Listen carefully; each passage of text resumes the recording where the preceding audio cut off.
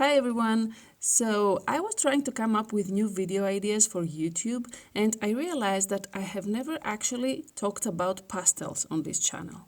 Which is weird because I have worked with pastels a lot and I think that it is the medium that I know best. So I think I was just going through another phase at the time, and now that I am back and that I am working with pastels again, I thought that I wanted to talk a little bit about them. First thing that came to mind was that probably if someone was considering to start with pastels, they would want to know the pros and cons of the medium. So I sat down and made another list with what I consider to be the positives and negatives of this medium, and that I think would be very helpful to know before you decide whether or not you want to start with pastels. Starting with the positives, what I would like to put at the top of the list is the fact that they have very vivid, bright and rich colors. Pastels are made mainly with pigment with just a little bit of binder, so the colors are rich by default. You can easily tone them down, of course, but if you want to have this pure, bright color in any range, on any color, it is very possible with pastels. And I think that this is something that not a lot of mediums can have. In addition to that, and going straight into number 2 of the list, is the fact that they are very easy to blend, which means that you can achieve a very smooth, lush result with not a lot of effort, and of course you can easily have in-between colors without having to buy everything. Starting with just a few colors, you can easily blend any color you want in between.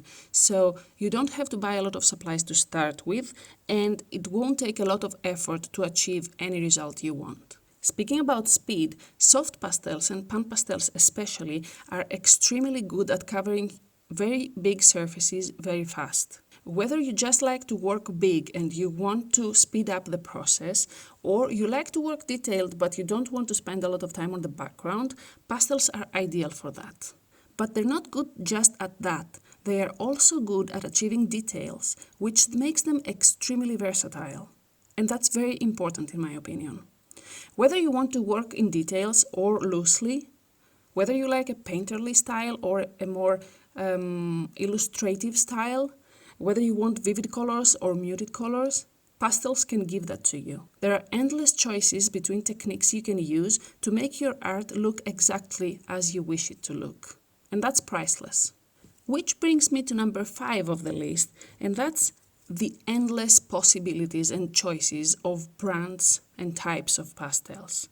There are soft pastels, oil pastels, pastel pencils, pan pastels, and so many brands that have high quality pastels that the possibilities are literally endless. No matter what your taste is and what type of art you want to create, with pastels you can find a way to achieve it.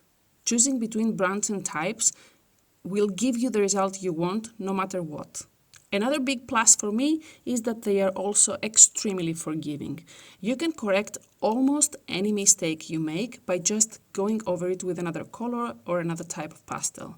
I find that it is very liberating to work in mediums that are forgiving.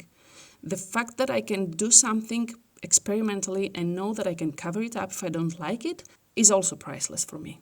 Of course, not absolutely everything can be fixed, but 90% of mistakes or experiments can be fixed with pastels. If you agree with me for that freedom, you will like pastels and you should try them.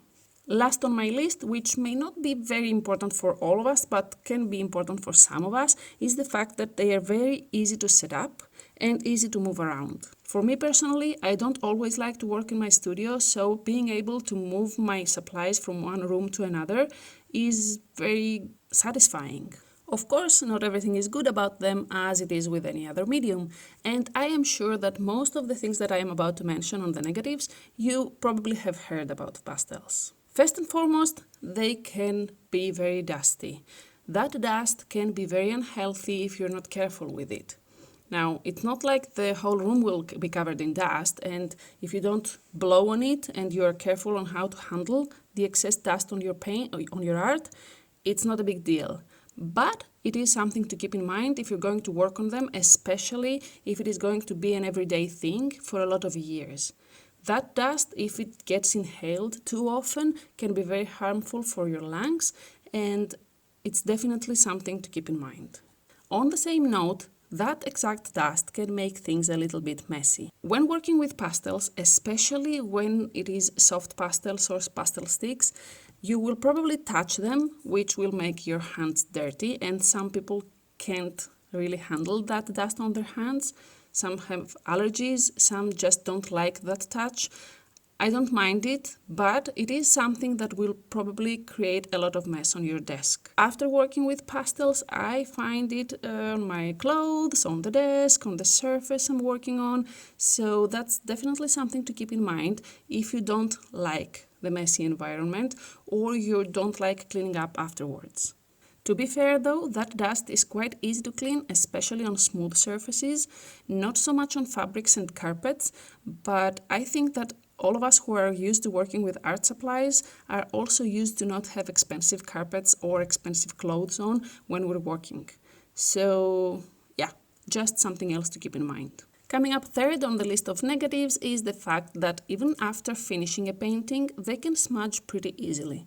So you have to be very careful handling the painting afterwards, and you have to be very careful to let your customers know that this kind of art is sensitive to the touch. Until they get framed, it's quite easy to destroy a painting if you're not careful with it. The same fact that makes them so easy to blend and move around and so forgiving to fix mistakes on is the same thing that makes them extremely sensitive afterwards. Personally, I don't like to use a fixative spray on them because it changes the colors a little bit, and I work on Pastelmat, so I make sure that the customer knows exactly what to do with them, and I am personally also very careful when touching them afterwards. For the same reason, a finished pastel painting will need proper framing once it's done. Ideally, you can't really go to the store and buy a cheap frame and put your pastel work in it. It has to be matted properly and let room for the dust to fall off if it does over time, and there has to be a gap between the glass and the pastel, so it is best to go to a professional for you to do that properly. I would consider those to be the most serious negative aspects of pastels, but I will add a couple more that are not so important, at least not for everyone.